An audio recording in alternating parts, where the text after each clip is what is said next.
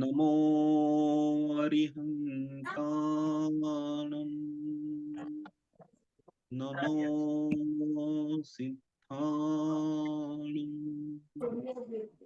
नमो आयर्याणम् नमो ऊर्ध्वयाणम् नमो Lowe सव्वसाहुनम् ऐसो पंचनमोकारो संवपावपनासनो।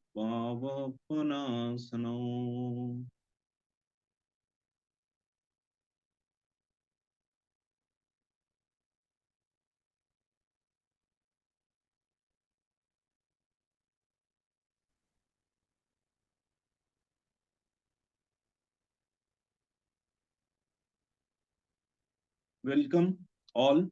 सभी का इसमें आज का जो विषय है कारंजा लाड जैन इतिहास कला और संस्कृति का केंद्र। इसमें इस विषय पे जो आज चर्चा होने वाली है इसमें सभी लोगों का जो जुड़े हैं उनका सबका सहर्ष स्वागत। सबको सप्रेम जय जिनेन्द्र। कारंजा लाड जैन इतिहास कला और संस्कृति का केंद्र, इस विषय पे आज हम चर्चा करने वाले हैं।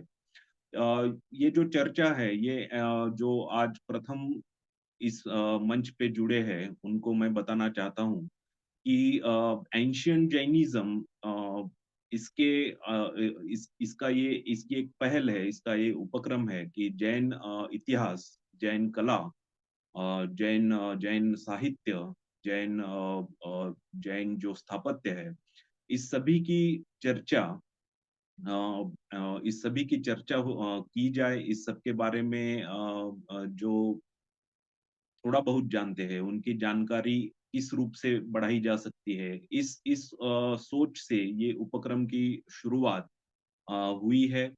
इस उपक्रम में जो जैन साहित्य, संस्कृति, कला इस विषय में संशोधन करता है, जानकारी रखने वाले हैं या जो उसके बारे में पढ़ने वाले हैं, उन सभी को आमंत्रित किया जाता है और अलग-अलग विषयों पे यहाँ चर्चाएँ होती रहती है। इसमें विश्वविख्यात शोधकर्ता जैसे कि जॉन कोर्ट है या स्टीवन हुस है, इन्होंने भी पार्टिसिपेट किया है। भारत में से भी कई संशोधनकर्ताओं ने विख्यात भाषाकर्ताओं ने इसमें इसमें भाग लिया है और ये उपक्रम अलग-अलग विषयों पे चर्चा करते हुए आगे निरंतर बढ़ते जा रहा है। उसी कड़ी में आज कारंजा लाड जैन इतिहास, कला और संस्कृति का केंद्र, इस बारे में बात करने के लिए हमारे बीच में श्रीमती प्रज्ञाताई डोनगांवकर ये आज उपस्थित है। इन्होंने बीएससी मैथ में अपनी पढ़ाई की है और इनका शुरू से जैन विषय में काफ़ी इनकी रुचि रही है। इन्होंने कारंजा में जो कई संस्थात्मक कार्य चल रहे हैं उसमें बहुत शुरू से अपना योगदान दिया है। जैसे श्री कंकुबाई श्राविक आश्रम गुरुकुल है कन्याओं के लिए, उसमें इनकी विगत 40 सालों से ये अपनी सेवाएँ वहाँ पे दे रही है। उन्होंने वहाँ पे गणित विषय को भी मानद रूप से पढ़ाया है। महावीर ब्रह्मचारी आश्रम ये जो गुरुकुल है वहाँ उसके ट्रस्टी के रूप में भी ये अपनी सेवाएँ वहाँ पे देती है। फिर जो अभी कुछ साल पहले जो गुरुदेव समंतभद्र सेंटर फॉर जैनिज्म, ये एडवांस रिसर्च करने के लिए जैनिज्म इस विषय में, जैन विषय में संशोधन करने के लिए जो कार्यरत हुआ है उसकी भी एक अनोखी पहल हो चुकी है और उसके माध्यम से बहुत सारा कार्य वहाँ पे भी हो रहा है। निरंतर वहाँ पे कुछ चर्चाएँ, कुछ संगोष्ठी वहाँ पे होती रहती है। तो ये संस्थात्मक कार्य में भाग लेते हुए उन्होंने अपनी जो वाचन और लेखन की जो रुचि है उसमें भी योगदान किया है। उन्होंने श्राविकाश्रम का जो स्वर्ण महोत्सव है, उसकी स्मरणिका है, या महावीर ब्रह्मचर्य आश्रम गुरुकुल जो है, उसकी शतक पूर्ति के उपलक्ष्य में जो स्मरण पत्रिका निकाली गई, उसका उन्होंने संपादन किया है। सन्मति, ये जो मासिक है, उसके भी वो संपादक है। उन्होंने ग्रंथ लेखन इसमें भी अपना योगदान दिया है। जैसे आचार्य जयसेन कृत जो समय सार पे उन्होंने टीका लिखी है, तात्पर्य वृत्ति, उसका जो पंडित धन्य कुमार जी भोरे, इन्होंने जो मराठी अनुवाद किया है, उनका उस अनुवाद का प्रज्ञाताई ने संपादन किया है। जैन सिद्धांत प्रवेशिका, इसका जो 13वां संस्करण है, उसका भी उन्होंने अभी संपादन किया है।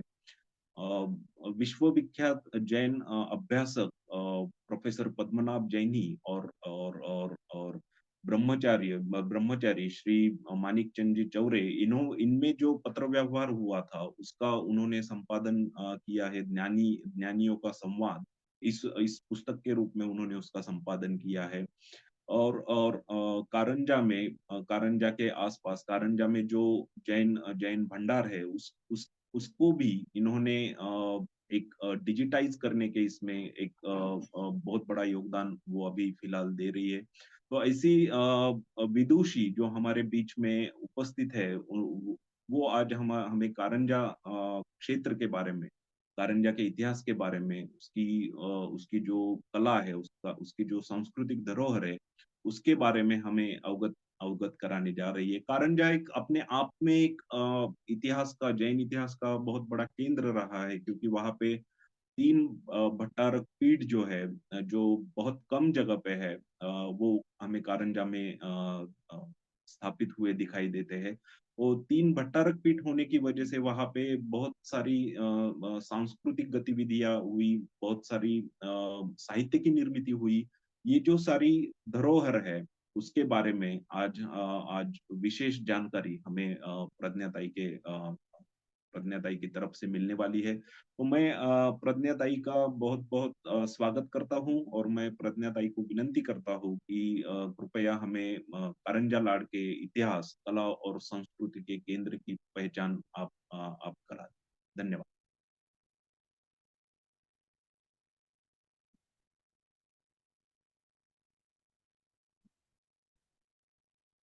प्रज्ञाताई।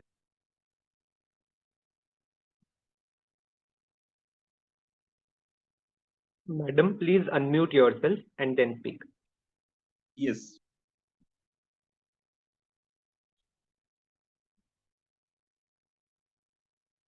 मैम, आपका आवाज नहीं आ रहा है। अभी आ रही? हाँ, अभी आ रहा है, अभी आ रहा है। Yes. Am I audible? Yes ma'am, yes ma'am, Thank you. अभी आवाज आ रही है। ओम नमः सिद्धेश्वर। गुरुदेव Samantabhadra centre for Jainism Karanja Lad से मैं प्रज्ञा डोनगांवकर आप सबके बीच में हूँ। रुपेश जी का बहुत बहुत धन्यवाद, जो उन्होंने परिचयात्मक बात बताई है, उसके लिए मन से आभारी हूँ। हमारा मंगलाचरण हो चुका है, और इस मंगल उच्चार से हमारी आज की शाम की शुरुआत हो रही। ये बहुत पवित्र समय लग रहा है। जैन संस्कृति की वैभवशाली धरोहर के रूप में देश भर में विख्यात कारंजा लाड, इस शहर की संक्षिप्त जानकारी देने का मेरा यह लघु प्रयास है। महाराष्ट्र के विदर्भ इलाके का एक छोटा शहर है कारंजा लाड। कारंजा लाड कहो, या पुराने किताबों में है वैसा कार्य रंजकपुर कहो, या हमारे वैदर्भी मराठी में कहते हैं वैसा लाडाचे कारंजे कहो, यह शहर अपने आप में कई अनूठी विशेषताओं से समृद्ध है। वाशिम जिले में तहसील स्तर के इस शहर की आबादी लगभग 90,000 है।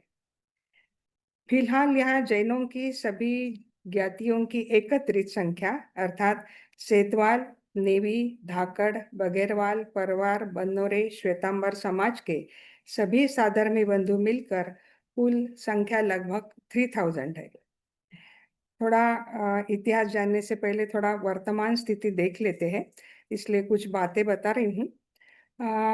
शहर में खेती, अनाज और कपास संबंधित व्यापार, oil mills, spinning mills, ginning, pressing आदि प्रमुख उद्योग व्यवसाय है। यहाँ की कृषि उत्पन्न बाजार समिति एशिया में सबसे पुरानी कही जाती है। 1886 में वो एस्टेब्लिश हो गई है। कारंजा शहर कुछ अन्य प्रमुख देवस्थानों के लिए भी मशहूर है, जैसे श्री नृसिंह सरस्वती गुरु मंदिर, समर्थ रामदास जी के पट्ट शिष्य द्वारा स्थापित रोकड़ा राम मठ, सिद्धेश्वर मंदिर, कान्नव परिवार द्वारा 1876 में निर्मित राम मंदिर, 1935 में निर्मित श्वेतांबर जैन आदेश्वर जिनालय, ये भी बहुत प्रसिद्ध है। परम पूज्य गुरुदेव समंत भद्र जी महाराज की प्रेरणा से स्थापित और गत 108 वर्षों से कार्यरत श्री महावीर ब्रह्मचर्याश्रम जैन गुरुकुल देश भर में विख्यात है। गत 92 वर्षों से महिला सक्षमीकरण के लिए कंकुबाई श्राविकाश्रम कन्या गुरुकुल कटिबद्ध है। महाराष्ट्र में सुप्रसिद्ध Jinvarsha Chaure high school, JD Chaure Vidya Mandir शीघ्र ही शतक पूर्ति करेंगे। अन्य भी बहुत सारे विद्यालय और महाविद्यालय हैं और इन सारे संस्थाओं ने शिक्षा के क्षेत्र में नगर की कीर्ति श्रेष्ठतम स्तर पर पहुंचाई है। शहर से जुड़े अनेक ऐतिहासिक तथ्य इस शहर के ऐश्वर्य संपन्न अतीत की गवाही देते हैं। लेकिन कारंजा भारत भर में विख्यात है, सुविख्यात है, वह जैनियों की दक्षिण काशी नाम से, और यह उपाधि 100% सार्थ है इसका ऐलान करती है यहाँ की अत्यधिक समृद्ध संपन्न जैन संस्कृति। आइए इसके बारे में कुछ देखते हैं। सदियों से यह नगरी जैन समाज, संस्कृति, मंदिर, काष्ठकला, चित्रकला, मूर्तिकला, भट्टारक परंपरा, विद्वत परंपरा, ज्ञान साधना, ग्रंथ लेखन, ग्रंथ भांडार, गुरुकुल शिक्षा प्रणाली आदि का बहुत महत्वपूर्ण केंद्र रही है। सदियों से यहाँ पर श्रीमान श्रेष्ठी और धीमान विद्वानों का एकत्रित वास्तव्य देखकर यह कहा जाता है कि यहाँ लक्ष्मी और सरस्वती का एक साथ निवास है, जो कि एक दुर्लभ संयोग माना जाता है। कुछ एक ऐतिहासिक तथ्यों की ओर देखते हैं। इस शहर ने यादव सत्ता, निजामशाही, इमादशाही, नागपुरकर भोसले आदि अनेक राजसत्ताओं को देखा है। अहमदनगर के नवाब के बेटी को यह गांव स्त्रीधन के रूप में मिला था, इसलिए पुराने कागजातों में कहीं कहीं शहर का नाम बीबी का कारंजा इस तरह से भी दर्ज मिलता है। नवंबर 1670 में छत्रपति शिवाजी महाराज के द्वारा कारंजा से अपरंपार संपत्ति लूटी गई थी, जिसे ढोने के लिए 4000 बैल एवं घोड़े लगे थे।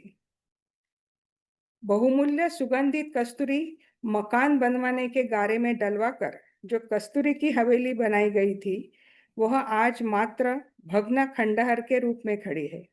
लेकिन उसको बनाने वाले 18वीं शताब्दी के लेकुर संगई इस बघेरवाल जैन अर्थात लाड श्रावक के वंशज आज भी कारंजा में रहते हैं एवं संगई कस्तूरी वाले इस संयुक्त नाम से पहचाने जाते हैं। कुछ बहुत पुरानी इमारतें जैसे घुड़े परिवार का वाड़ा, कान्नव परिवार की हवेली आज भी अच्छी स्थिति में मौजूद है। कारंजा के साथ यह जो लाड शब्द जुड़ा है, वो सदियों से यहाँ पर बसे हुए दिगंबर जैन बघेरवाल ज्ञाति के प्रभावशाली अस्तित्व एवं संस्कृति का द्योतक है।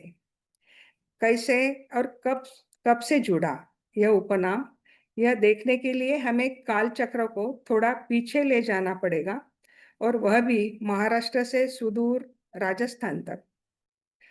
राजस्थान के अजमेर इलाके में केकड़ी गांव से 17 किलोमीटर दूरी पर बघेरा यह छोटा सा गांव है। वहां के जैन मंदिर में प्राप्त सन 1187 की एक मूर्ति लेख में बघेरवाल ज्ञाति का स्पष्ट उल्लेख मिलता है। उसमें लिखा है, संवत 1243 वैशाख सुदी 3 गुरव व्याघ्रेरक वंशीय आमदेव सूत भरतेन आत्मश्रेयसे श्री पारिश्वनाथ प्रतिमा प्रतिष्ठापिता। साकार धर्मामृत, अनगार धर्मामृत जैसे अनेक कृतियों के रचयिता महान विद्वान पंडित आशाधर जी बघेरवाल ज्ञाति के थे। उनका कार्यकाल ईसा के 13वीं शताब्दी का उत्तरार्ध है। राजस्थान के मेवाड़ प्रांत के चित्तौड़ दुर्ग में दिगंबर जैन मंदिर के सामने एक 70 फीट ऊंचाई का कीर्ति स्तंभ खड़ा है। उसमें एक विस्तृत स्थापना लेख उत्कीर्ण है। उसके अनुसार राणा रतन सिंह के राज्यकाल में बघेरवाल वंशीय जीजा खटोड़ एवं उनके पुत्र पूनाजी अर्थात पुण्य सिंह खटोड़ कामदार पद संभालते थे। दोनों पिता पुत्र अत्यंत कर्तृत्वशाली थे। चित्तौड़ दुर्ग में इस कीर्ति स्तंभ का निर्माण जीजाजी और पूनाजी इन पिता पुत्रों ने किया है। ईस्वी सन 1303 के मुस्लिम आक्रमण में राणा रतन सिंह परास्त हो गए थे।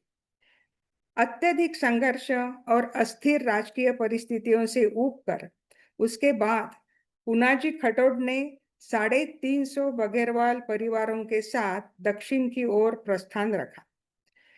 व्यापार कारोबार के बेहतर अवसर और अनुकूल सुरक्षित पर्यावरण की खोज में उनका यह स्थानांतरण पीढ़ी दर पीढ़ी जारी रहा।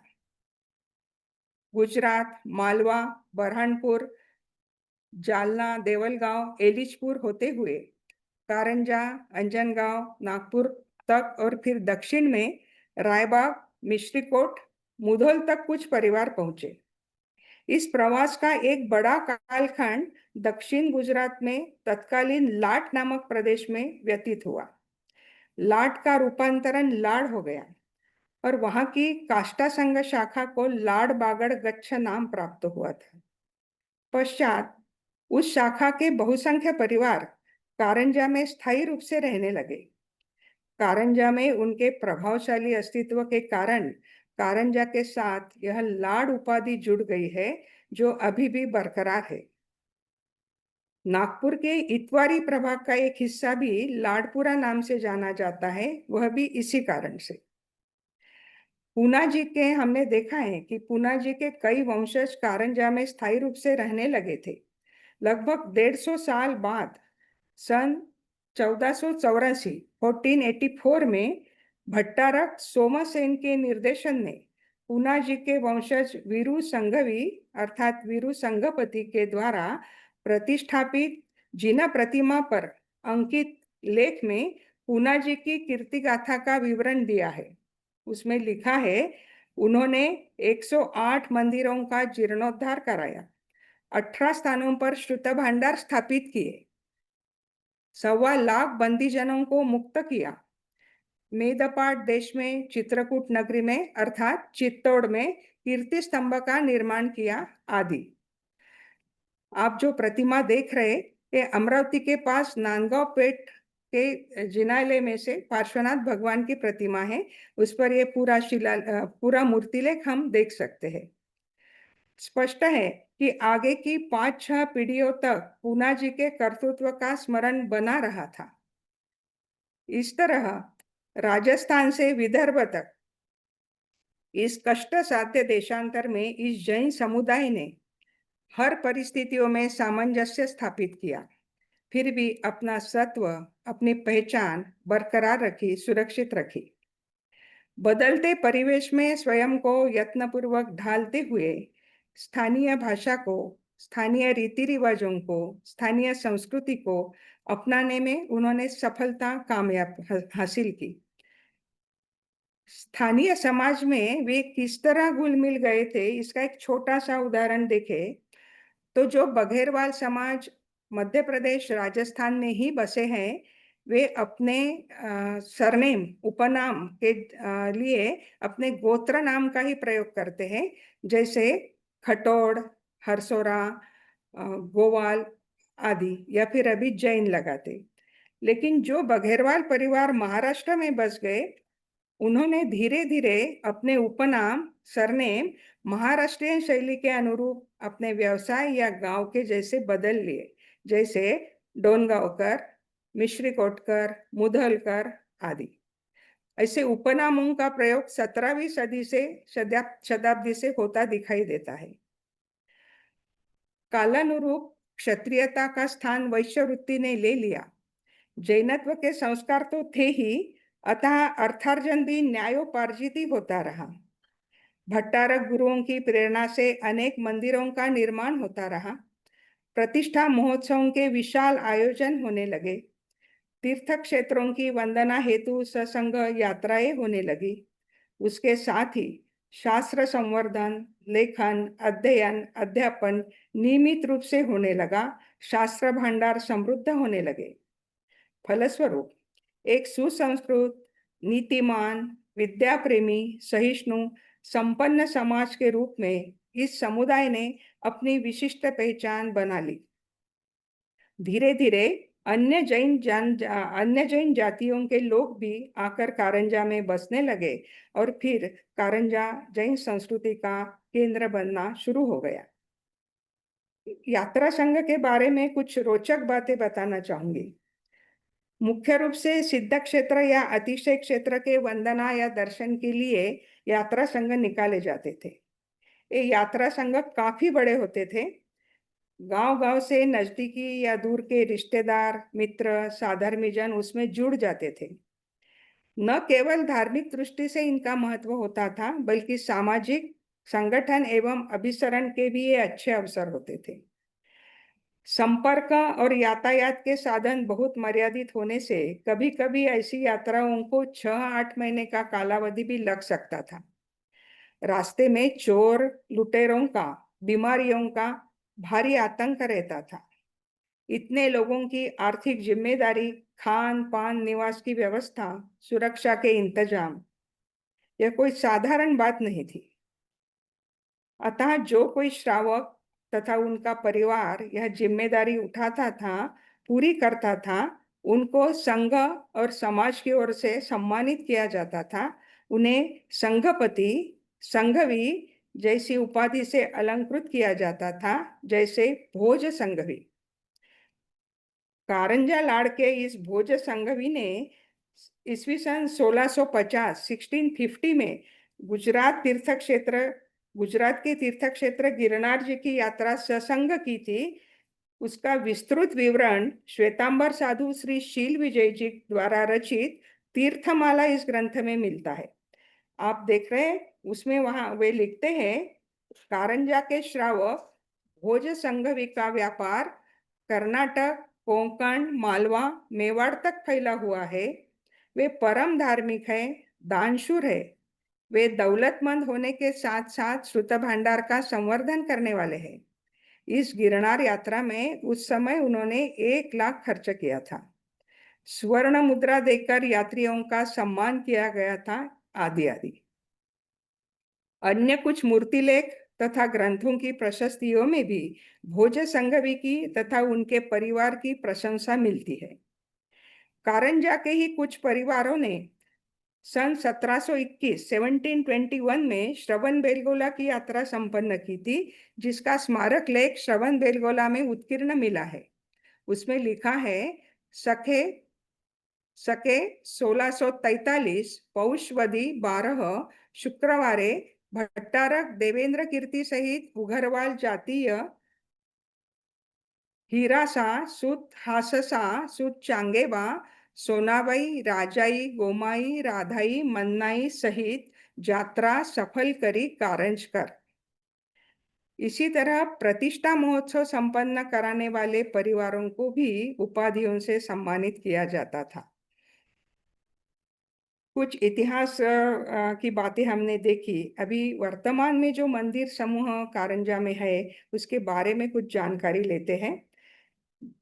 कारंजा के जिन मंदिरों के बारे में बताए, तो यहाँ मूल संघ के सेनगण तथा बलात्कार गण शाखाओं के 2 तथा काष्ठा संघ का 1, ऐसे 3 भव्य जिन मंदिर प्रसिद्ध है। श्री महावीर ब्रह्मचार्याश्रम तथा कंकुबाई श्राविकाश्रम, इन दोनों गुरुकुलों में भी अत्यंत दर्शनीय जिनालय है। सभी मंदिरों की अपनी अपनी अतुलनीय विशेषताएं हैं। इसके अलावा सैकड़ों श्रावकों के घरों में अपने अपने व्यक्तिगत शोभिवंत गृह चैत्यालय बने हुए हैं। मंदिर समूह में श्री चंद्रनाथ स्वामी दिगंबर जैन काष्ठा संघ मंदिर यह सबसे प्राचीन मंदिर है, जिसके मूल नायक तीर्थंकर चंद्रनाथ भगवान हैं। इलिचपुर अर्थात आज का अचलपुर परतवाड़ा, जो मुक्तागिरी के क्षेत्र के पास है, वहां के जैन राजा इल, उसने इस मंदिर का निर्माण लगभग 750-800 वर्ष पूर्व किया है। यहाँ की अनुपम सुंदर काष्ठ कला देश विदेश में विख्यात है। विश्व प्रसिद्ध आबू दिलवाड़ा मंदिरों में संगमरमर पर जिस तरह की कारागिरी उत्कीर्ण की है, उसी तरह की अद्भुत सूक्ष्म कारागिरी इस मंदिर के सभागृह के काष्ठ मंडप में दिखाई देती है। तीर्थंकर प्रतिमाएं, तीर्थंकर माता के 16 सपने, जन्माभिषेक, ऐरावत हाथी, देवी देवता, मानव, पशु पक्षी आदि विभिन्न आकृतियां, अनेक पौराणिक प्रसंग, तरह तरह के वाद्य, कलश, वंदनवार, नक्काशीदार बेल बुटिया, इन सभी से सुशोभित लगभग 235 कलाकृतियां काष्ठ शिल्प का बेमिसाल नमूना है। इसी मंदिर में बहुमूल्य रत्नों से निर्मित 40 प्रतिमाओं का संग्रह, जिसे सिद्धांत संग्रह कहा जाता है, वह भी इस मंदिर की अतुलनीय धरोहर है। गर्भगृह में पंचधातु, अष्टधातु, कसौटी पाषाण से बनी हुई विशाल प्रतिमाएं, ब्रॉन्ज में बनी भगवान महावीर की अत्यंत मनोहारी प्रतिमा, तलघर में विराजमान प्राचीन भव्य पद्मासनस्थ प्रतिमा समूह, उस पर उत्कीर्ण ऐतिहासिक प्रतिमा लेख, सभी दर्शनीय होने के साथ साथ शोध अध्ययन के भी विषय है। शासन देवता पद्मावती की मनोहारी प्रतिमा इस मंदिर में विराजमान है। चैत्र पूनम के रात्रि में लकड़ी के नक्काशीदार रथ में देवी की प्रतिमा विराजमान करके रथ यात्रा का भव्य जुलूस निकलता है, जिसमें हजारों जैन जैनेतर श्रद्धालु शामिल होते हैं। इस मंदिर के अंतिम पीठासीन भट्टारक मुनीन्द्र कीर्ति थे। उनकी समाधि के पश्चात अभी पीठ रिक्त है। मंदिर समूह में दूसरा मंदिर है मूल संघ श्री चंद्रनाथ स्वामी बलात्कार गण मंदिर। लगभग 450 वर्ष पुराने इस मंदिर के मूल नायक चंद्रनाथ भगवान हैं। एक मंदिर के नाम के पीछे जो शब्द लगा है, उसके बारे में बहुत लोगों के मन में कुछ प्रश्न उठते हैं। ओरिजिनल शब्द बलात्कारगण ऐसा ही मिलता है, लेकिन उसका डॉक्टर विद्याधर जी ने इस तरह से लिखा है कि वो बड़गारगण हो सकता है। बलात्कार, बलात्कार ये नाम भी मिलते हैं, और इसका संदर्भ जब दिगंबर और श्वेतांबरों के विवाद गिरनार पहाड़ी पर हुआ था, तब दिगंबर आचार्य पद्मनंदी ने सरस्वती की मूर्ति से बलात् यह बात बुलवाई थी कि दिगंबर पंथ प्राचीन है। तो इस शब्द का संदर्भ वो देवी के मुंह से जो बुलवाने वाली बात है, उससे लगता है। इस तरह से वहां पे लिखा रहा है। फिलहाल मंदिर के नाम से ये शब्द मूल संघ होते हुए भी गण के हिसाब से जुड़ा है। इस मंदिर में नक्काशीदार बहुत सुंदर स्तंभ है, 42 स्तंभ है। दूसरी मंजिल पर समोशरण मंदिर का निर्माण हुआ है। मंदिर से संलग्न त्यागी भवन तथा भव्य सभागृह भी है।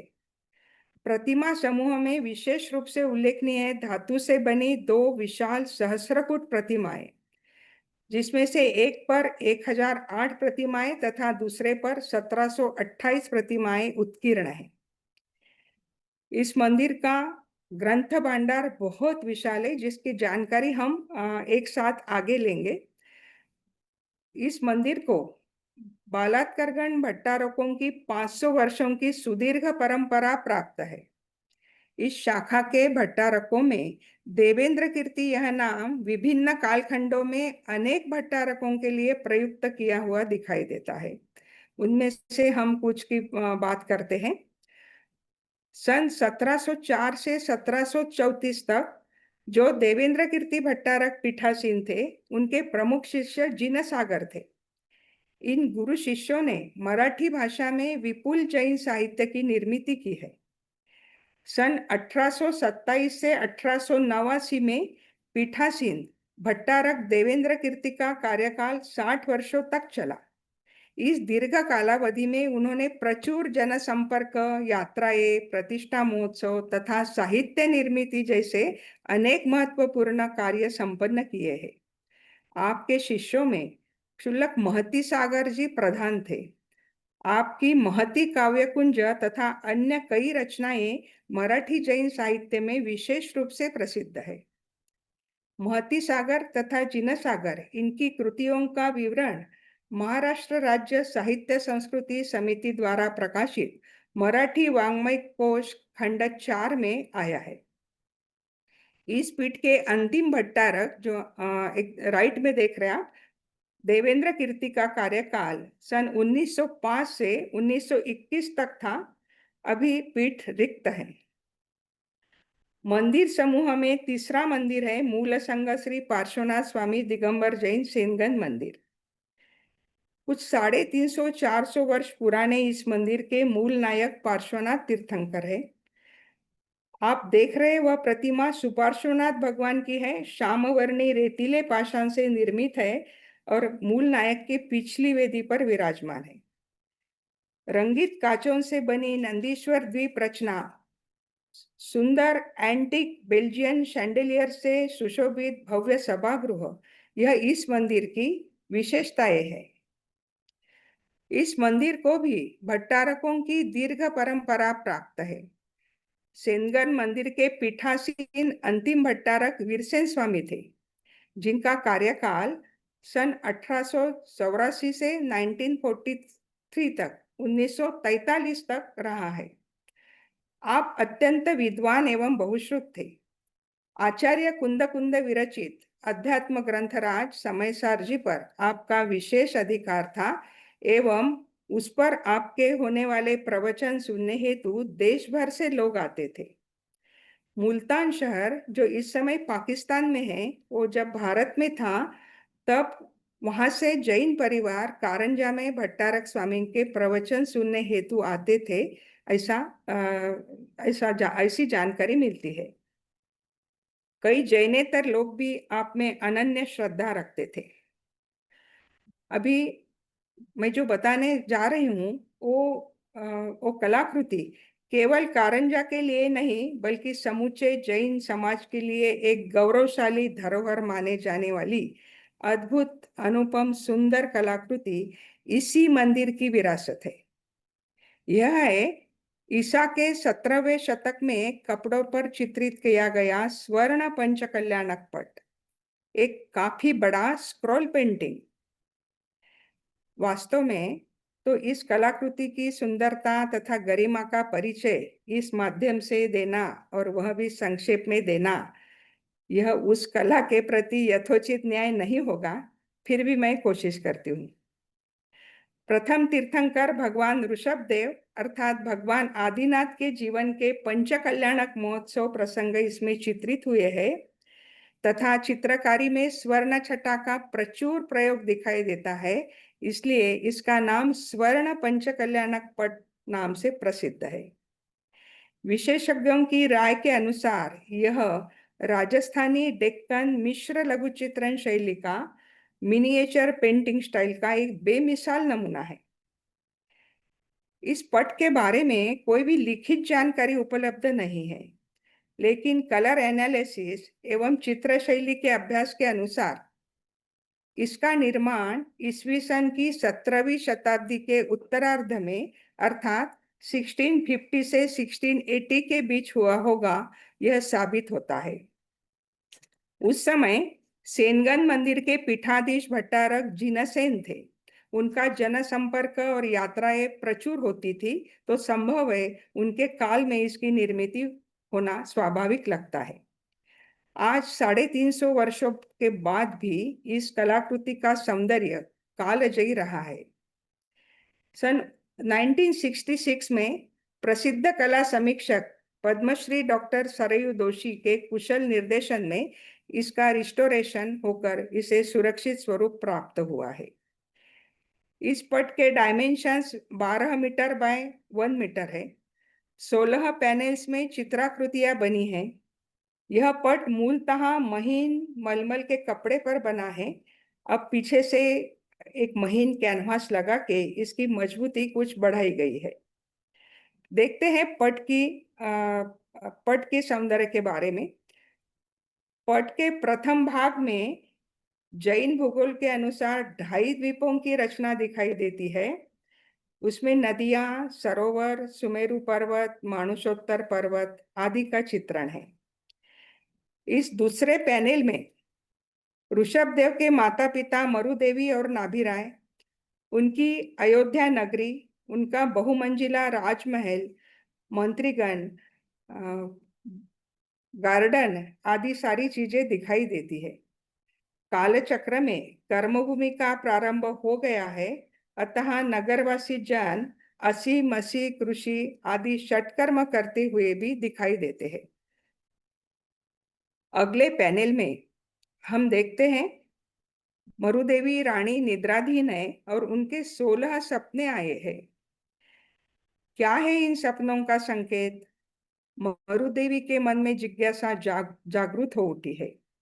अतः महाराज नाभिराय इन शुभंकर सपनों का अर्थ मरुदेवी को समझा रहे हैं। धर्म प्रवर्तक आदि तीर्थंकर होने वाला पुण्यशाली भव्यात्मा रानी मरुदेवी के गर्भ में अवतरित हुआ है। यह शुभ समाचार मिलते ही कुबेर अयोध्या में रत्नों की वर्षा करने लगे हैं। हम ऊपर देख सकते हैं इस चित्राकृति में कुबेर इंद्र। और यहाँ देखिए कई देवांगनाएं भावी माता मरुदेवी की सेवा करती हुए स्वयं को धन्य मान रही है। किसी के हाथ में सुगंधित पुष्पमाला है, कोई पंखा झुला रही है, कोई मिष्टान्न परोसना चाहती है, तो कोई गीत संगीत से उनका मनोरंजन करना चाहती है। कोई शीतल लेपन हेतु चंदन घिस रही है। मरुदेवी के पाँव में कोई महावर लगा रहे हैं। एक छोटा सा दर्पण भी दिखता है जिसमें मरुदेवी के चेहरे का हुबहू प्रतिबिंब बहुत नजाकत से चित्रकार ने दिखाया है।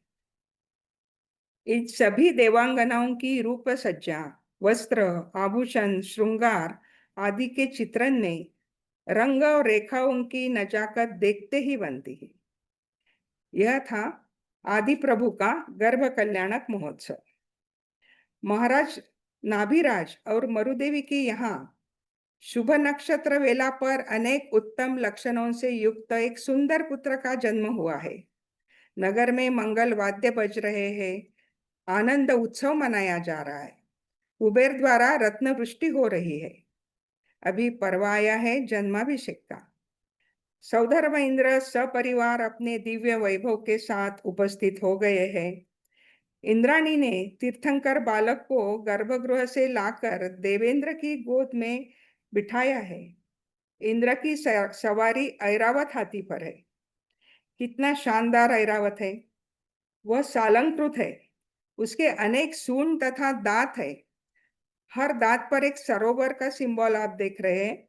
सरोवर में कमल खिले हैं और उन कमलों पर अप्सराएं नृत्य कर रही है। हर्षोल्लास के साथ यह जुलूस मेरु पर्वत की ओर बढ़ रहा है, जहां तीर्थंकर बालक का जन्माभिषेक होता है। जुलूस में अनेक देव अपने अपने वाहनों पर सवार है। यह सारा देव परिवार है, मनुष्य नहीं। इस बात का निर्णय होता है उनकी शक्ल से। देवों की मूछें नहीं होती, मनुष्यों की होती है। चित्रकार ने यह सूक्ष्म अंतर बखूबी से दिखाया है। अभी हम देख रहे हैं स्वर्ण मेरु पर्वत। उसके ऊपरी सतह पर पांडुक शिला बनी है। वहां पर बालक को विराजमान किया गया है और इंद्र परिवार क्षीर सागर के पवित्र जल से कलश भर भर कर हाथों हाथ ऊपर पहुंचा रहे हैं। इंद्राणी वस्त्राभूषण का थाल लेकर बाजू में खड़ी है। यहाँ पर विशेष गौर कीजिए, अभिषेक में जो इंद्र जुड़े हैं उन्होंने केवल धोती दुपट्टा जैसे शुद्ध वस्त्र धारण किए हैं, जो कि जुलूस में शामिल देवों ने पहने हुए वस्त्रों से अंगरखा अचकन से भिन्न है, अलग है। जन्माभिषेक संपन्न हो गया। अब जुलूस अयोध्या वापस जा रहा है। देखिए, वस्त्र आभूषणों से सुशोभित तीर्थंकर बालक, वही विशालकाय ऐरावत, उसके हर दांत पर सरोवर, कमल तथा अप्सराओं की सुंदर मुद्राएं, रचनाएं। अयोध्या वापस पहुंचने पर इंद्राणी ने बालक को माता पिता के सुपुर्द किया। बालक का अनुपम सुंदर रूप देखकर इंद्र के ना नेत्र तृप्त हो रहे, ना उसका हर्ष मन में समा रहा है। अतः वह अलौकिक दिव्य देहाकृति धारण करके स्वयं नृत्य करने लगा है।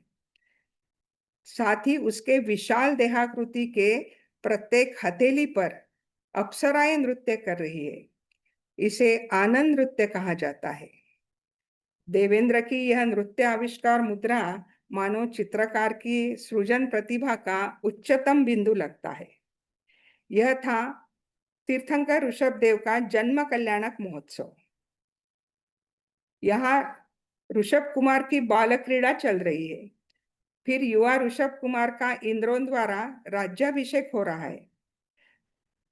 अगले हिस्से के ऊपरी भाग में हम देख सकते हैं नंदा सुनंदा इन राजकन्याओं के साथ ऋषभ कुमार का विवाह समारोह, पाणी ग्रहण संस्कार। राजा ऋषभदेव का गृहस्थाश्रम प्रारंभ हुआ। भरत, बाहुबली आदि पुत्र तथा ब्राह्मी और सुंदरी, इन कन्याओं का पितृत्व उन्हें प्राप्त हुआ। यहाँ राज्यसभा में भरत और बाहुबली उपस्थित दिखाई देते हैं। एक दिन राज्यसभा में नीलांजना नामक देवांगना का नृत्य प्रस्तुत हो रहा था। तभी आयु क्षय होने से उसकी वहीं पर मृत्यु हो गई। उसके स्थान पर बिल्कुल वैसी ही देवांगना ने आगे नृत्य जारी रखा है। यह घटनाक्रम आम लोगों की समझ से परे था, लेकिन राजा ऋषभदेव ने अपने ज्ञान में उसे ले लिया और उनको संसार की नश्वरता का एहसास हो गया और संसार भोगों के प्रति उनके मन में वैराग्य के भाव जागृत हो उठे हैं। तभी लौकांतिक देव आकर उनकी वैराग्य भावना की अनुमोदना जताते हैं। दो देव आप देख रहे, धोती दुपट्टा पहने और हाथ जोड़े खड़े हैं। देखिए, राज्यसभा में हलचल मची है। हर कोई कानाफूसी करके पूछ रहा है कि क्या हो रहा है, हमारे प्रिय राजा को इस तरह से ये वैराग्य की अनुमोदना क्यों कर रहे हैं। जैनेश्वरी दीक्षा लेकर आत्म कल्याण करने का दृढ़ संकल्प राजा ऋषभदेव ने प्रकट किया। दीक्षा ग्रहण के पूर्व की सारी औपचारिकताएं पूरी करने के पश्चात अब प्रभु पालकी में सवार होकर दीक्षावन की ओर जा रहे हैं। प्रारंभ में पालकी उठाने वाले हैं मानव और विद्याधर, वो सौभाग्य उनको मिलता है। पश्चात ऊपर की कतार में खड़े देव उठा सकते हैं। यह तो संयम पालन का महिमा है। पालकी दीक्षावन में पहुंची है। वटवृक्ष के तले स्फटिक शिलासन पर प्रभु पंचमुष्टि केशलोच कर रहे हैं। साथ ही आप यहाँ देख सकते हैं कि प्रथम तीर्थंकर ऋषभदेव के पश्चात होने वाले तीर्थंकर अजितनाथ से लेकर तीर्थंकर महावीर तक 23 तीर्थंकर तथा उनके दीक्षा वृक्ष यहाँ पर चित्रित किए हैं। सभी 24 तीर्थंकरों के चिन्ह या लांछन यहाँ पर बताए हैं। यह था आदि प्रभु का दीक्षा कल्याण। अनेकों वर्षों के उग्र तपश्चरण के फलस्वरूप 4 घातीय कर्मों का अभाव हुआ और तीर्थंकर ऋषभदेव को केवल ज्ञान की उपलब्धि हो गई। सौधर्म इंद्र की आज्ञा से कुबेर ने धर्मसभा अर्थात समवसरण की भव्य सुंदर रचना बनाई है। आप यहाँ पर मानस्तंभ, सीढ़ियां, 12 भूमियां देख सकते हैं। श्री मंडप भूमि, उसमें श्रोताओं के लिए 12 सभाओं की व्यवस्था होती है। यहाँ पर भव्य जीव प्रभु की दिव्य ध्वनि सुनने के लिए एकत्रित होते हैं। समवसरण के मध्य में भगवान ऋषभदेव सिंहासन पर अंतरिक्ष विराजमान है। उनके पीछे भामंडल है, छत्र, चामर आप देख सकते हैं। सामने कमल रचना है। इसी विभाग के अगले हिस्से में आप देख रहे हैं प्रभु की महिमा प्रकट करने वाले अष्ट प्रातिहार्य। ऊपरी भाग में दिव्य ध्वनि का प्रतीक श्रुतस्कंद की रचना है। निचले भाग में अशोक वृक्ष, छत्र, चामर, भामंडल, दुंदुभी, सिंहासन, पुष्प वर्षा आदि देखे जा सकते हैं। यह था तीर्थंकर भगवान ऋषभ देव का ज्ञान कल्याणक। समोचरण का विहार सर्वत्र होता रहता है। प्रभु की दिव्य ध्वनि से प्राप्त देशना का निमित्त पाकर अनेक भव्य जीव आत्म कल्याण की ओर अग्रसर होते रहते हैं। अब प्रभु की आयु पूर्ण होने का समय निकट आ रहा है। समवसरण का विघटन हो जाता है और प्रभु एकल विहारी होकर कैलाश पर्वत के अग्रभाग पर जाकर विराजित हुए हैं। योग निरोध द्वारा शेष 4 अघाती कर्मों का नाश करते हुए निर्वाण अर्थात मुक्ति पद को प्राप्त कर लेते हैं। तभी उनका परम शुद्ध आत्मा लोक के अग्रभाग में सिद्धालय में जाकर विराजमान होता है। यह था भगवान ऋषभ देव का निर्वाण कल्याण। यहीं पर वर्ण विषय तो समाप्त हो जाता है। इस चित्राकृति में पूर्णतया प्राकृतिक रंगों का ही इस्तेमाल हुआ है। पुरुष तथा महिलाओं की वेशभूषा हो या रंगों का चयन हो, पूरे चित्र में राजस्थानी संस्कृति का प्रभाव स्पष्ट रूप से झलकता है। चित्रकारी में महीन रेखाओं की नजाकत हो, आकार का सौष्ठव, रंगों की ताजगी या प्रतिभा की प्रगल्भता, इन सभी ने इस कलाकृति को अनन्य साधारण बनाया है, इसमें कोई संदेह नहीं। सेनगढ़ मंदिर कारंजा लाड तथा तीर्थ क्षेत्र सुरक्षा कमेटी मुंबई के संयुक्त तत्वावधान में इस पट पर एक हिंदी डॉक्यूमेंट्री का निर्माण भी हुआ है। हम चलते हैं अभी कारंजा के शास्त्र भंडार की ओर। ये तीनों मंदिर तथा श्री महावीर ब्रह्मचार्य आश्रम गुरुकुल संस्था, कंकुबाई श्राविक आश्रम संस्था मिलकर पांडुलिपियों का तथा मुद्रित ग्रंथों का एक विशाल भंडार कारंजा में मौजूद है। आश्चर्य नहीं कि यह भंडार सदियों से देश विदेश के शोधकर्ताओं के लिए आकर्षण का केंद्र बिंदु रहा है। उनमें से हस्तलिखित ग्रंथों का, पांडुलिपियों का, मैन्युस्क्रिप्ट का एक संक्षिप्त विवरण एक चार्ट के माध्यम से हम देख सकते हैं। मंदिर निहाय हस्तलिखित ग्रंथों की संख्या इसमें दर्शाई है। मूल संघ चंद्रनाथ स्वामी दिगंबर जैन मंदिर में ताड़पत्र पर लिखे हुए 54 ग्रंथ है। कागज पर लिखे हुए 1200 प्लस ग्रंथ है। सेनगढ़ मंदिर में कागज पर लिखे 650 प्लस ग्रंथ है। काष्टा संघ मंदिर में कागज पर लिखे 100 से ज्यादा ग्रंथ है। और जैन गुरुकुल महावीर ब्रह्मचर्य आश्रम में ताड़पत्र पर लिखे 4 और कागज पर लिखे 200 प्लस ग्रंथ उपलब्ध है। इन ग्रंथों की विषय वस्तु के बारे में देखें तो इस भंडार में प्रथमानुयोग, कर्णानुयोग, चरणानुयोग, द्रव्यानुयोग, इन चारों अनुयोगों के अनेकों ग्रंथ उपलब्ध है। साथ ही अध्यात्म ग्रंथ, गणित शास्त्र, नीति शास्त्र, न्याय शास्त्र, व्याकरण शास्त्र, भूगोल शास्त्र, वैद्य, ज्योतिष, प्रतिष्ठा विधान आदि, शकुन विचार, कथा, काव्य, स्तोत्र, मेघदूत, कुमार संभव आदि जैनेतर काव्य, ऐसे कई भिन्न भिन्न विषयों पर लिखित हजारों कृतियां यहाँ मौजूद है। इन ग्रंथों में भाषा का इस्तेमाल हुआ है। कौन सी जैसे प्राकृत है, अपभ्रंश है, संस्कृत है, कन्नड़, तमिल, महाराष्ट्री, गुजराती, ढूंढारी, हिंदी, हले कन्नड़ आदि। इस्तेमाल हुई लिपियां स्क्रिप्ट नागरी है। मोडी, ग्रंथम, गुजराती, तमिल, कन्नड़, हले कन्नड़ आदि लिपियों का इस्तेमाल दिखाई देता है। इनमें से बहुसंख्य ग्रंथों पर शोध कार्य होकर वे मुद्रित और प्रकाशित हो चुके हैं। फिर भी संभावना है कि कुछ एक ग्रंथ अभी तक संपादित या प्रकाशित नहीं हुए होंगे। कुछ ग्रंथ दुर्लभ श्रेणी में भी आते हैं। कुछ ग्रंथों में विषयों के अनुरूप, विषय वस्तु के अनुरूप सुंदर रंगीत चित्र बनाए गए हैं। ऐसे सचित्र ग्रंथों में सन 1634 का यशोधर चरित्र, सन 1729 की सुगंध दशमी व्रत कथा, रविवार व्रत कथा, शांतिनाथ चरित्र, वर्धमान चरित्र आदि ग्रंथ मिलते हैं।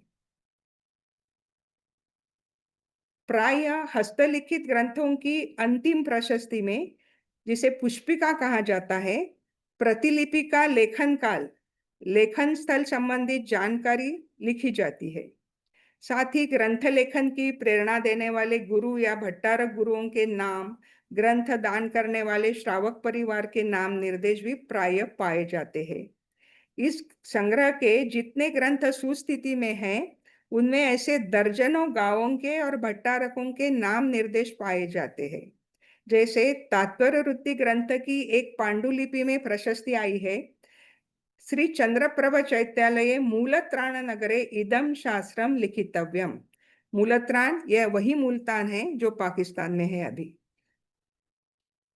ग्रंथ के अध्ययन करता हो या शोधकर्ता, उनके लिए ऐसी जानकारियां कितनी महत्वपूर्ण होती है, यह आप सभी अच्छे से समझते हो। इसी कारण से यह भंडार शोध कार्य के लिए उत्कृष्ट संसाधन भी माना जाता है। एक छोटा सा एग्जाम्पल देना चाहूंगी इसके लिए। कारंजा गुरुकुल के भूतपूर्व छात्र, विश्वविख्यात विद्वान प्रोफेसर डॉक्टर पद्मनाभ जी जैनी, इन्हें सन 1919 में कारंजा के काष्ठा संघ मंदिर के ग्रंथ संग्रह में एक सिंगल पेज मैन्युस्क्रिप्ट मिला था। 84 बोल नाम का वह कागज जीर्ण अपूर्ण अवस्था में वहां पर था। उस पर विशेष संशोधन करने के पश्चात डॉक्टर जैनी ने 84 points of contention between Shvetambaras and Digambaras, यह बड़ी पुस्तक लिखी है। सन 2008 में प्रकाशित यह किताब एकेडमिक फील्ड में बहुत महत्वपूर्ण मानी जाती है। यह उदाहरण इसलिए दिया मैंने कि यह इस भंडार की उपयोगिता कहाँ कहाँ तक हो सकती है। ग्रंथ प्रकाशन या इतिहास के शोध हेतु इस भंडार को अनेक संशोधक विद्वानों ने भेंट दी है। विस्तार भय के वश कुछ प्रमुख नामों का जिक्र करूंगी।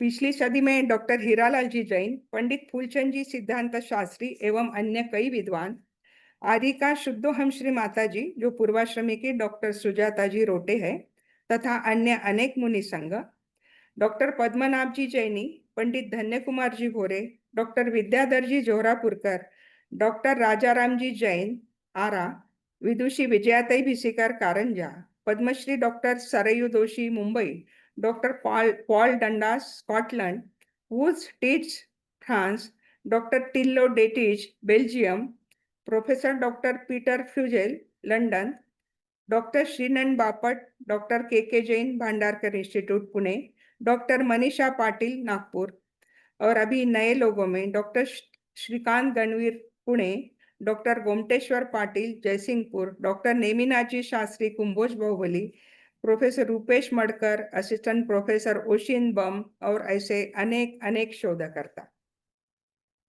मुद्रित ग्रंथों के बारे में देखें तो 20वीं सदी के पहले दशक में ही कारंजा में जिनवर्षा चौरे ग्रंथमाला, अंबादास चौरे ग्रंथमाला, प्रभुदास चौरे प्रकाशन समिति, ये प्रकाशन संस्थाएं ऑलरेडी शुरू हो गई थी। पश्चात श्री महावीर ब्रह्मचर्याश्रम जैन गुरुकुल अंतर्गत 1935 में कंकुबाई पाठ्य पुस्तक माला तथा 1952 में महावीर ज्ञानोपासना समिति, इन दोनों प्रकाशन संस्थाओं द्वारा जिनागम के अनेकविध पुस्तकें और ग्रंथों की सैकड़ों आवृत्तियों का प्रकाशन और वितरण हुआ है और हो रहा है। मैं सहर्ष बताना चाहूंगी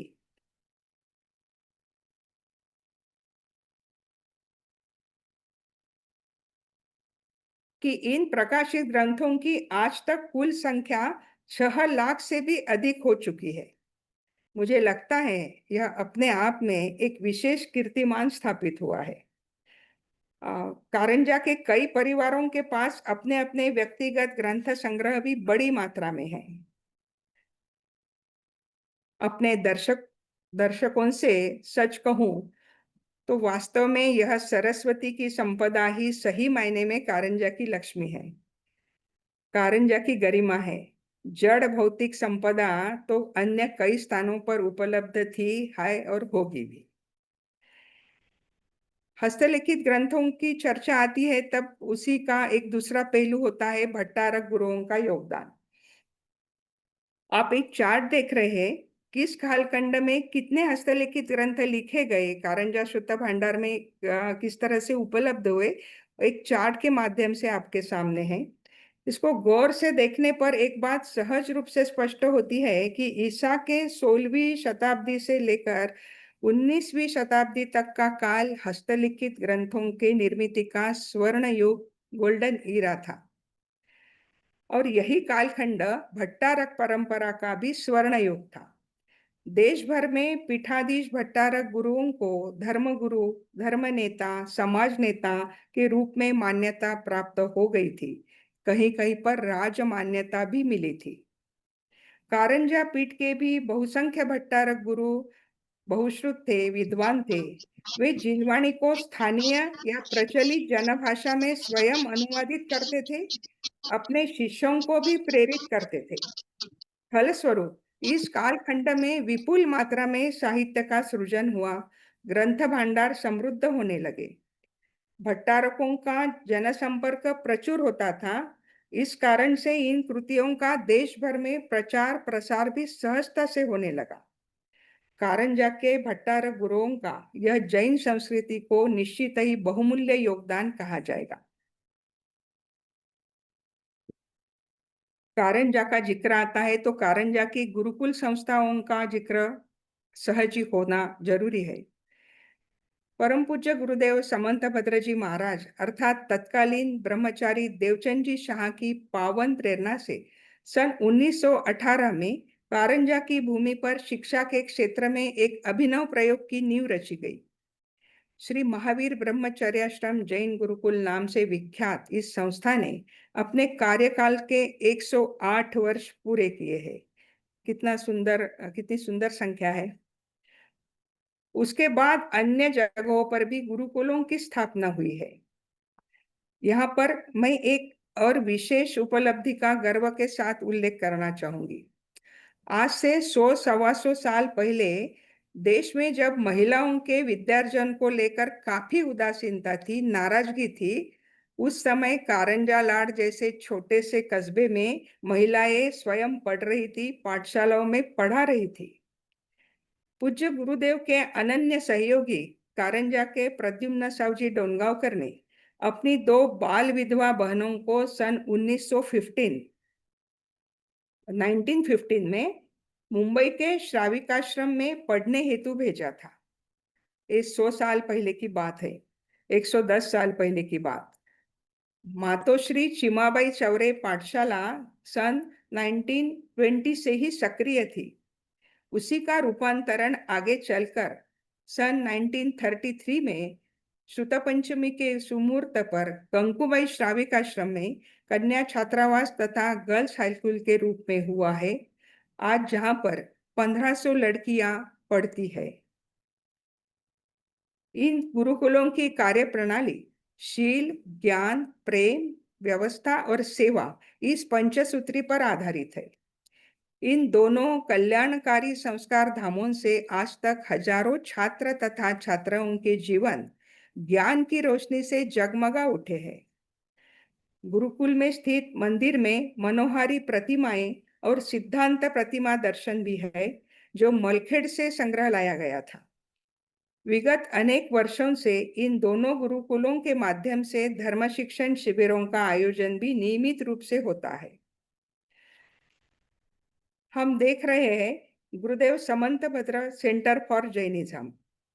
गुरुकुल संस्था के शतक पूर्ति के अवसर पर संस्था के अंतर्गत सन 2023 में गुरुदेव समंत भद्र सेंटर फॉर जैनिज्म यह विभाग कार्यान्वित हुआ है। जैन धर्म, तत्वज्ञान, इतिहास, संस्कृति, कला इनके अकादमिक पद्धति से अध्ययन, अध्यापन, संशोधन के लिए यह विभाग समर्पित है। सेंटर के माध्यम से गत 1.5 वर्ष में राष्ट्रीय तथा अंतर्राष्ट्रीय स्तर के सेमिनार्स, वर्कशॉप्स, व्याख्यान, ट्रेनिंग सेंटर्स, ट्रेनिंग प्रोग्राम्स आदि गतिविधियों का नियमित आयोजन हो रहा है। यहाँ ऑडिटोरियम, डिस्प्ले हॉल, लाइब्रेरी आदि सुविधाएं मौजूद है। मित्रों, सदियों से हमारे पूर्वजों ने अत्यंत विषम और प्रतिकूल परिस्थितियों में भी इस जिनवाणी की जी जान से सुरक्षा की थी। फलस्वरूप आज यह विशाल श्रुत भंडार हमारे पास उपलब्ध है। अब इसके संरक्षण संवर्धन की जिम्मेदारी हमारी है। मुझे सूचित करते हुए प्रसन्नता होती है कि सेंटर के ही प्रावधान में विगत 1 साल से पुरानी पांडुलिपियों के प्रिजर्वेशन तथा रिस्टोरेशन प्रोजेक्ट बेंगलुरु के आचार्य शांति सागर फाउंडेशन के सहयोग से पूरी क्षमता से शुरू हुआ है। Modern technology, scientific process, best quality material और स्किल्ड टेक्नीशियंस के साथ यह जो रिस्टोरेशन का काम हो रहा है, उस वास्तव में एक बार सभी ने, खासकर युवाओं ने, देखने योग्य है। उसके साथ ही आचार्य कुंद कुंद जैन संस्कृति सेंटर पोन्नूरमले एवं श्री कुंद कुंद काहन पारमार्थिक ट्रस्ट मुंबई, इनके सहयोग से पुराने ग्रंथों का डिजिटाइजेशन प्रोजेक्ट भी यहाँ पर गतिमान है। श्रीमान विजय भाई शाह, भव्य भाई मेहता और उनकी टीम इस संवर्धन कार्य में पूरी तरह से समर्पित है तथा सेनगन मंदिर के पांडुलिपियों का डिजिटाइजेशन प्रक्रिया पूरी हो चुकी है। हम गुरुकुल की ओर से इन दोनों फाउंडेशन के सेवायोग के प्रति हृदय से कृतज्ञता ज्ञापित करते हैं। अंत में, जिन्होंने यहाँ की पुनीत भूमि में जन्म लेकर इस शहर की जैन विरासत के संवर्धन में तन मन धन से बहुमूल्य योगदान दिया है, ऐसे कुछ महानुभावों के नाम के निर्देश के बिना कारंजा की यह इतिहास गाथा शायद अधूरी रह जाएगी। कुछ एक नाम ही बताऊंगी।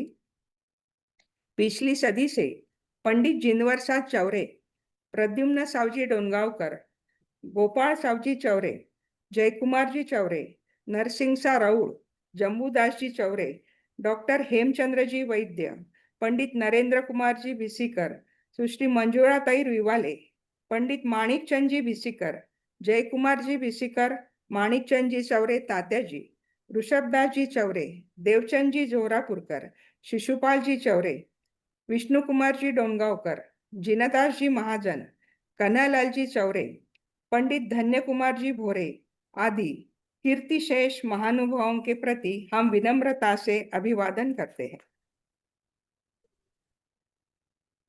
इसी श्रृंखला में विदुषी पंडिता विजयाताई भिसीकर, जो आज आयु के 95 वर्ष में भी जिनवाणी के अध्ययन अध्यापन में पूरी तरह सक्रिय है, समर्पित है, चलती फिरता ज्ञान का अतिशय हम उन्हें मानते हैं, उन्हें हम कृतज्ञ भाव से अभिवादन करते हैं। पूज्य गुरुदेव समंत भद्रजी महाराज, व्याख्यान वाचस्पति पंडित देवकी नंदन जी शास्त्री, महिला रत्न कंकुबाई जी, विदुषी पंडिता गजाबेन जी शाह, शांताबाई कानेड़, इन महान व्यक्तियों की जन्मभूमि कारंजा लाड नहीं थी, लेकिन उनकी कर्मभूमि कारंजा ही रही है। इस भूमि के लिए उनका प्रभावशाली तथा समर्पित योगदान हमें निरंतर प्रेरणा देता रहेगा। उनके प्रति हमारे श्रद्धा सुमन अर्पित है। बंधुओं, कालचक्र निरंतर गतिशील रहता है। गत कुछ दशकों से यहाँ से अब फिर से एक बड़ा माइग्रेशन होता हुआ हम सब देख रहे हैं। माइग्रेशंस प्राय बेटर अपॉर्चुनिटीज के लिए होते रहते हैं, इसलिए उसके लिए कोई शिकायत या आक्रोश की भावनाएं हमारे मन में नहीं है। युवाओं से सिर्फ यही अनुरोध है कि अपनी जड़ों से जुड़े रहो। आप सभी के स्वागत हेतु कारंजा लाड हमेशा तत्पर रहेगा।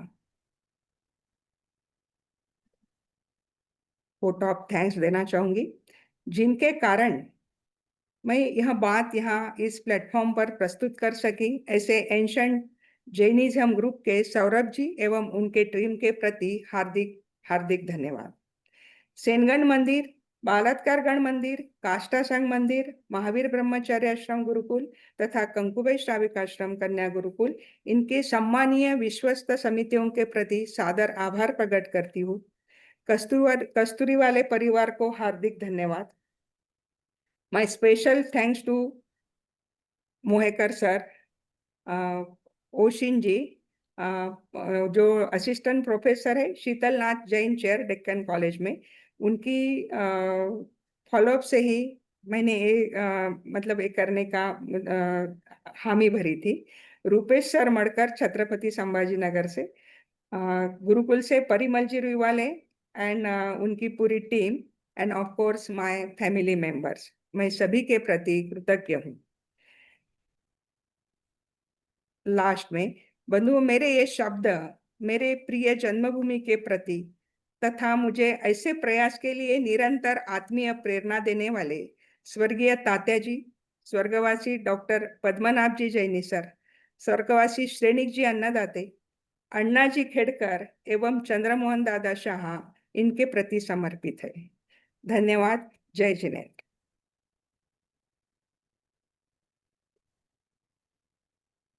जी, प्रज्ञाताई, आपने बहुत खूब कहा कि यहाँ की जो धरोहर है मटेरियल चीजों में नहीं है, जो भी मंदिर है या जो भी अन्य कोई वास्तु है उसमें न होते हुए जो यहाँ की ग्रंथ भंडार है उस वही यहाँ की असली जो है वो संपत्ति है। ये बहुत सही बात आपने आपने कही है, और सही ये बात। संपत्ति निरंतर रहने वाली है।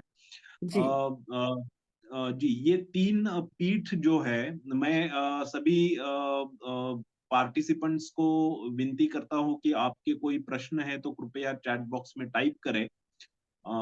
मैं आपसे एक एक प्रश्न पूछना चाहता हूँ कि जो थोड़ी बात यहाँ पे शायद टाइम की वजह से हमारी नहीं हो पाई ज़्यादा विस्तृत में, कि जो 3 भट्टारक पीठ है, उनकी उनकी शाखाएँ या उनसे जुड़े हुए जो पीठ है, उनका भी कार्य इस बारे में बहुत महत्वपूर्ण रहा है, जिसका संचलन कारंजा पीठों से हुआ है। लेकिन उनकी अन्य शाखाएँ जो है, वो कहाँ-कहाँ पे थी और कितना विस्तृत इसका संचलन था? देखिए, बलात्कार गण शाखा के तो बहुत सारे शाखाएं थी बलात्कार गण गण के, जैसे नागौर है, माथुर है, एक लाड़ बागड़, कारंजा में जो ज्यादातर बघेल वाले वो लाड़ बागड़ गच्छ से है, काष्ठा संघ वाले।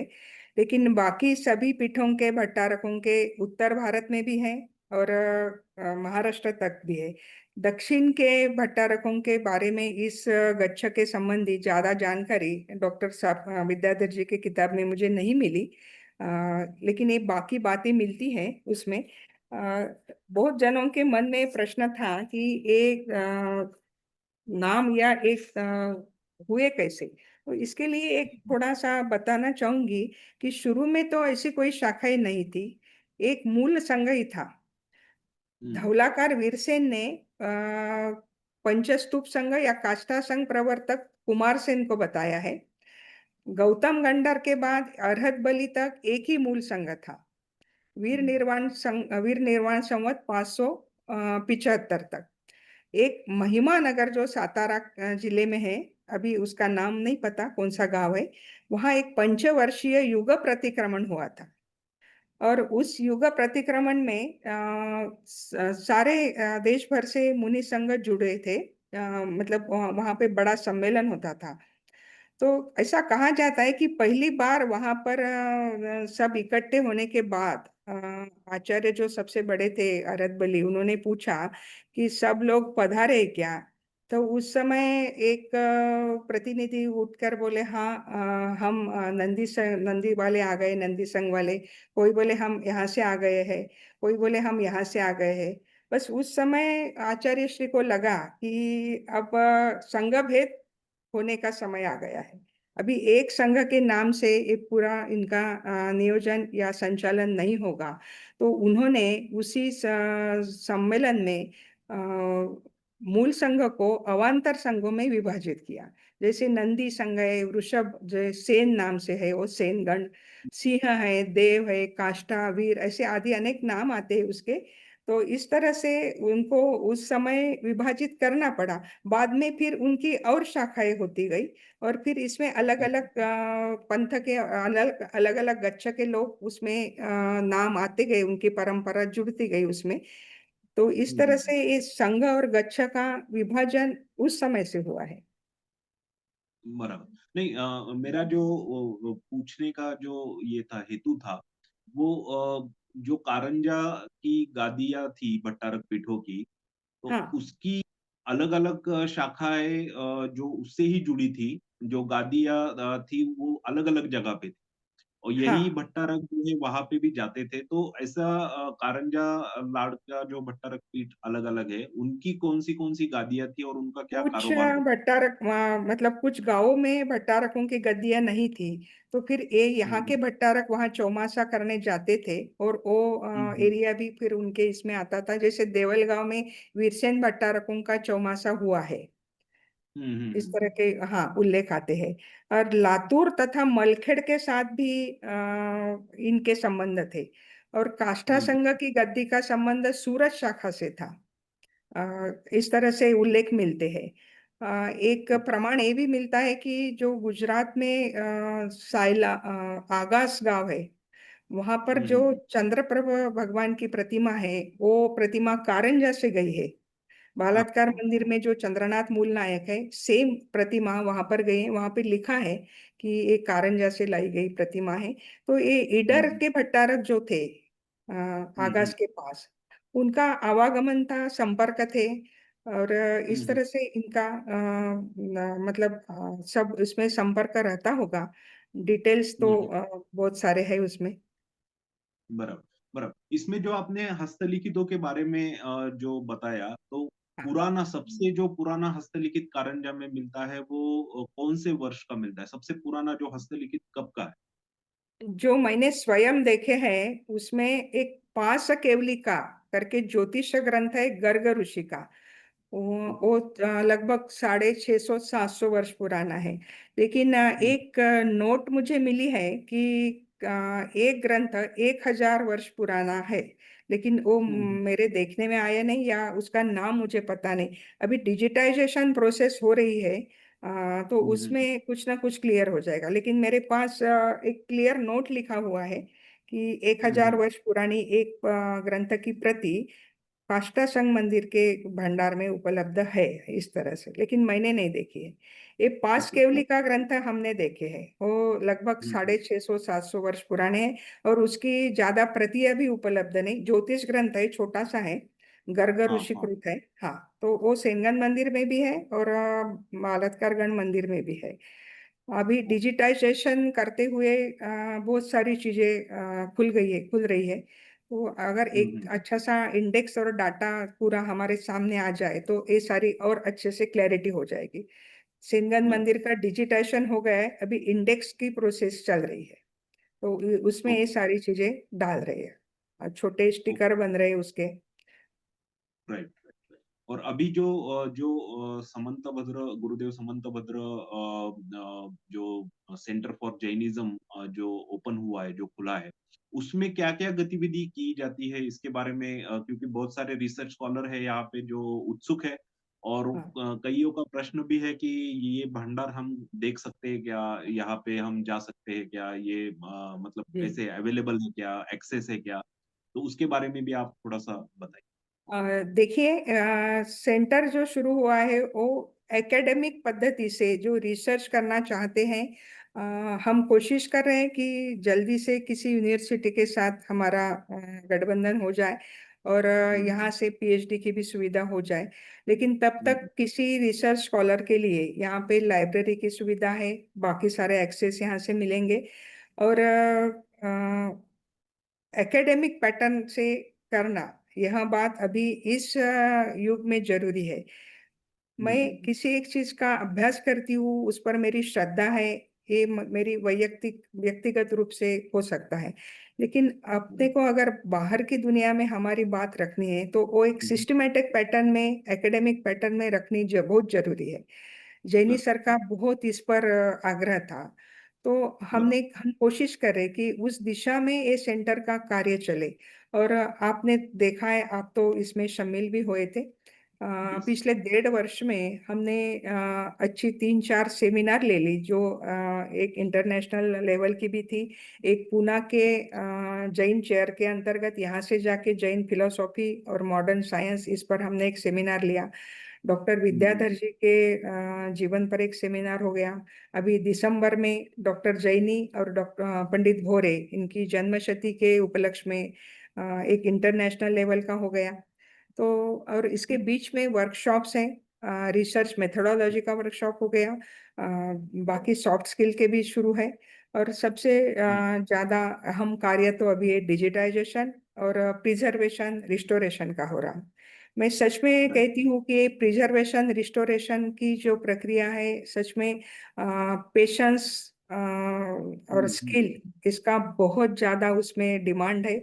और जो टीम यहाँ पर कर रही है पूरी समर्पित भावना से, जैसे कोई डॉक्टर हॉस्पिटल में अपने ऑपरेशन थिएटर में सर्जरी करता है, उस तरह से इनका काम चलता है पूरा। तो सभी युवाओं को मेरा फिर से अनुरोध है कि आप लोग एक बार जरूर यहाँ पर अवलोकन कीजिए। देखिए कि हमारी ये पुरातन धरोहर जो है, उसे सुरक्षित रखने के लिए हम नए टेक्नोलॉजी से किस तरह से कर सकते हैं, और आप उसमें किस तरह से जुड़ सकते हैं। जो भी जुड़ना चाहे जरूर जुड़ जाएंगे। और एक्सेस राइट. के बारे में तो हमारा एक बार इस तरह से इंडेक्स और पूरा एक बार हो जाए, फिर जो भी फॉर्मेलिटी उसकी होती है उसके जरिए हम एक्सेस देंगे, जरूर देंगे, वो उसके लिए है। राइट. अभी एक प्रश्न यहाँ पे उपस्थित हुआ है, क्या कारंजा के भट्टारक गद्दियों में कभी मतभेद हुए थे, और बाकी अन्य जो बघेरवाल छोड़ के जो जातियां है, उनका कुछ हाँ। वहां पे आना कब हुआ, क्या हुआ, उसका कुछ इतिहास मिलता है क्या? ऐसा, ऐसे दो और प्रश्न. देखिए, नेमा नेवा नेवी जो बोलते हैं, नेमा, वो हम्म. मेनली मध्य प्रदेश के इस एरिया में रहते थे। तो वो वहां से यहाँ पर नेमा वो क्या भी माइग्रेट होके जाति है? आए हैं। नेमा, नेमा ये क्या जाति है? हाँ, उपजाति दिगंबर जैनों की, जो ओके. कारंजा में नेवीपुरा नाम से है। वो अभी भी हाँ. उनके घर में उनकी जो वहाँ की ओरिजिनल भाषा है, उसका ही प्रयोग होता है, वो जो आपस में बात करते हैं। और उनके हाँ. लिए ब्रिटिश गैजेटियर में लिखा है पिछली शताब्दी के कि वेयर देयर हम्म. इज नेमा, देयर इज लेफ्ट नथिंग। मतलब ये लोग हम्म. अपने व्यापार में इतने कुशल है कि जहाँ कोई इनके कोई दुकान या प्रतिष्ठान शुरू हो जाए, वहाँ बाकी लोगों को कोई चांस नहीं रहेगा। तो ये समाज हम्म. भी बहुत अच्छे तरह से यहाँ घुल मिल गया। सेतवाल समाज बहुत सारा तो लोकल है, कुछ बाहर से भी आए हैं। बन्नौरे भी माइग्रेट होके आए हैं, परवार जैन माइग्रेट होके आए हैं। लेकिन यहाँ कारंजा में इस तरह का कोई प्रकट मतभेद नहीं है। और भट्टारकों ने भी भट्टारक मुझे नहीं पीठों के लगता बारे कि में कुछ. किसी को ऐसे बढ़ावा दिया हो, ऐसा नहीं लगता। हर एक के हम्म. हर भट्टारक के जो भक्त थे या उनके जो श्रद्धालु थे, उनमें सभी जातियों के लोग थे, सभी हम्म. भट्टारकों के, ऐसा नहीं है। और भट्टारक पीठों में भी कभी कुछ ऐसा विवाद, कुछ ऐसा नहीं, उसका ऐसा उल्लेख कुछ क्यों नहीं, नहीं? ऐसा, हाँ, जो बड़े कहते थे उसके हमने तो कभी देखा नहीं है। लेकिन ऐसा बहुत ज्यादा नहीं था कुछ। अभी छोटे मोटे तो चलते होंगे, राइट. राइट. जी, लेकिन जी, जी. बहुत मैं ज्यादा नहीं था। यस, बहुत बहुत बहुत सटीक बात की आपने. मैं अभी ओशिन बम, इनको मैं आमंत्रित करता हूँ आभार प्रदर्शन के लिए. ओशिन बम. सर्वप्रथम सभी को जय जिनेन्द्र। सभी ने बहुत बड़ी संख्या में आज के कार्यक्रम में उपस्थिति लगाने के लिए बहुत बहुत धन्यवाद। अ, सबसे पहले मैं धन्यवाद करना चाहूंगा श्री रूपेश मडकर सर का, जो हेड ऑफ द डिपार्टमेंट है, government college of arts and science, Chhatrapati Sambhaji Nagar, farmer Aurangabad, जिन्होंने बहुत ही अच्छे तरीके से इस सेशन को कोऑर्डिनेट किया। वो खुद जैनिज्म के बहुत बड़े स्कॉलर है, इसीलिए उनको हमने स्पेशली इस पर्टिकुलर सेशन को कोऑर्डिनेट करने के लिए इनवाइट किया था। Thank you so much sir for accepting this invitation. Thank you. अब जिनका धन्यवाद करना चाहता हूँ, धन्यवाद करने के लिए मैं बहुत छोटा हूँ, तो मैं धन्यवाद नहीं कहूंगा, मैं ऋण व्यक्त करूंगा एंशिएंट जैनिज्म के ऑन बिहाफ पे। मैं प्रज्ञाताई डोनगांवकर मैडम, जिनको मैं कहूंगा कि विदुषी, पंडिता, ये सारी पदवियां छोटी है, हम सबके लिए वे एक प्रेरणादायी व्यक्तिमत्व है। उन्होंने बहुत ही सुंदर तरीके से जो प्राचीन काल, मध्ययुगीन काल, लेट मिडिवल पीरियड और मॉडर्न, इसको कनेक्ट करने का जो बहुत ही सुंदर प्रयास किया है। क्योंकि हिस्टोरियन E.H. कार कहते हैं कि history is an unending dialogue between the past and present. बहुत सारे इतिहासकार बस पास्ट की बातों को रख पाते हैं, लेकिन पास्ट की बातों को प्रेजेंट से कनेक्ट नहीं कर पाते। डॉक्टर प्रज्ञाताई डोनगांवकर, वो पीएचडी नहीं है, लेकिन मैं उनको डॉक्टर कहना चाहूंगा क्योंकि उनके पास जो नॉलेज है वो उससे कई गुना बेहतर है। तो उन्होंने बहुत ही सुंदर तरीके से प्रेजेंट को कनेक्ट किया। उन्होंने ये बात जरूर कही कि कारंजा की लक्ष्मी और कारंजा की सरस्वती एक ही है, वो वहां का ज्ञान भंडार है, श्रुत भंडार है, और उसके संरक्षक जो ये जैसे हमारे यहाँ पे यक्ष यक्षियां होती है, कुबेर सर्वानुभूति और अंबिका यक्षिणी होती है, इसी तरीके से मैं कहूंगा कि इसी तरीके से संरक्षण का कार्यक्रम प्रोफेसर पद्मनाभ जैनी सर ने किया, और उसके बाद कंटिन्यू निरंतर परंपरा अनेक पंडितों की, अनेक विदुषियों की जो कारंजा लाड़ को मिली है, इससे हमें बहुत अच्छी जानकारी मिली है। कल ही भारतवर्षीय दिगंबर जैन महासभा का एक कार्यक्रम हो रहा था पुणे के पास में अभय प्रभावना म्यूजियम में।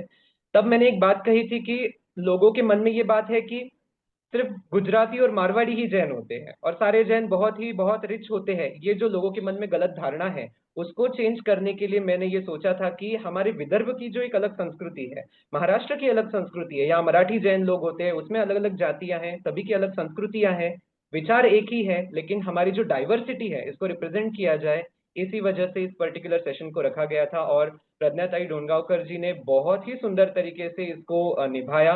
मैं उनका बहुत बहुत हृदय से धन्यवाद करना चाहता हूँ, और मैं चाहता हूँ कि ऐसे और अनेक सेशन प्रज्ञाताई हमारे साथ करते रहे, और कारंजा लाड़ और विदर्भ के इतिहास को अलग अलग तरीके से वो हमारे सभी लोगों के सामने प्रेझेंट करते रहे। प्रज्ञाताई, फक्त एक गोष्ट सांगतो की आज 100ची कॅपॅसिटी फुल झाली होती ऑलरेडी, आणि सॉरी मैं मराठी में बोलने लग गया, 100 की कैपेसिटी पूरी हो गई थी, और ये सेशन जो रिकॉर्ड हुआ है वो हम अवेलेबल करवाएंगे यूट्यूब पे, ताकि जो लोग ज्वाइन नहीं कर पाए हमारे टेक्निकल प्रॉब्लम की वजह से, उन तक भी आपकी बात जरूर पहुंचे। तो पुनश्च आपका बहुत बहुत धन्यवाद। सौरभ जैन जिन्होंने एंशिएंट जैनिज्म की नींव रखी, उनका धन्यवाद।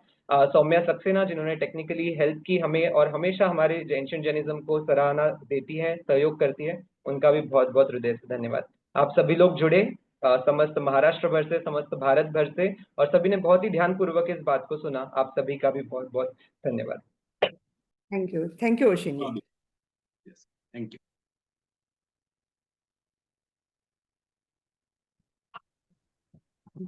हे जे डिजिटल लायब्ररी